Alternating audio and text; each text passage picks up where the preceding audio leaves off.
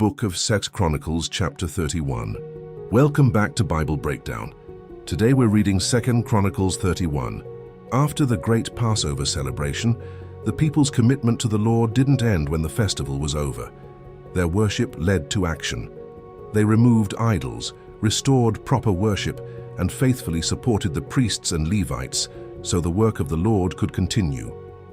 King Hezekiah organized the nation according to God's commands, and the people responded with generous hearts. This chapter reminds us that genuine revival produces lasting obedience. When all this had ended, the Israelites who were present went out to the towns of Judah. They smashed the sacred stones, cut down the Asherah poles, and tore down the high places and altars throughout Judah, Benjamin, Ephraim, and Manasseh until they had destroyed them all. Afterward, all the Israelites returned to their own towns and homes. Hezekiah organized the priests and Levites into their divisions, each according to their duties. Some were assigned to offer burnt offerings and fellowship offerings, while others ministered, gave thanks, and sang praises at the gates of the Lord's dwelling. The king also set aside a portion of his own possessions to provide the burnt offerings required every morning and evening, as well as those offered on the Sabbaths, new moons, and appointed festivals, according to what is written in the law of the Lord. Hezekiah commanded the people living in Jerusalem to give the portion due to the priests and Levites so they could devote themselves fully to the law of the Lord. As soon as the command was given, the Israelites responded generously. They brought the first fruits of grain, new wine, olive oil, honey, and all the produce of their fields. They also brought a tenth of everything. The people of Judah and those living in the towns of Israel also brought tithes of cattle and sheep, along with the holy gifts dedicated to the Lord their God. They piled them in heaps. They began doing this in the 3rd month and finished in the 7th month. When Hezekiah and the officials came and saw the heaps, they praised the Lord and blessed his people Israel. Hezekiah asked the priests and Levites about the heaps. Azariah the chief priest from the family of Zadok answered, "Since the people began bringing their contributions to the house of the Lord, we have had enough to eat and plenty left over. Because the Lord has blessed his people, this great amount is what is left over." Hezekiah ordered that storerooms be prepared in the house of the Lord. After they were prepared, the contributions, tithes, and dedicated gifts were faithfully brought in.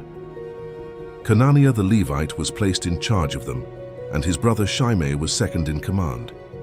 Under them served Jehiel, Azaziah, Nahath, Asahel, Jerimoth, Jozabad, Eliel, Ismachiah, Mahath, and Benaiah, according to the appointment of King Hezekiah and Azariah the chief priest.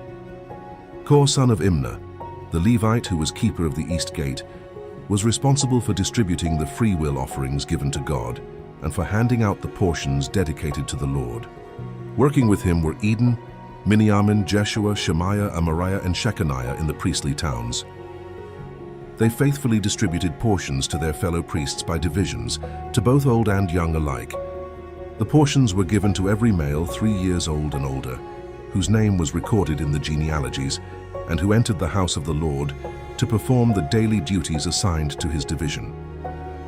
The priests were enrolled according to their families, and the Levites 20 years old and older were enrolled according to their responsibilities and divisions.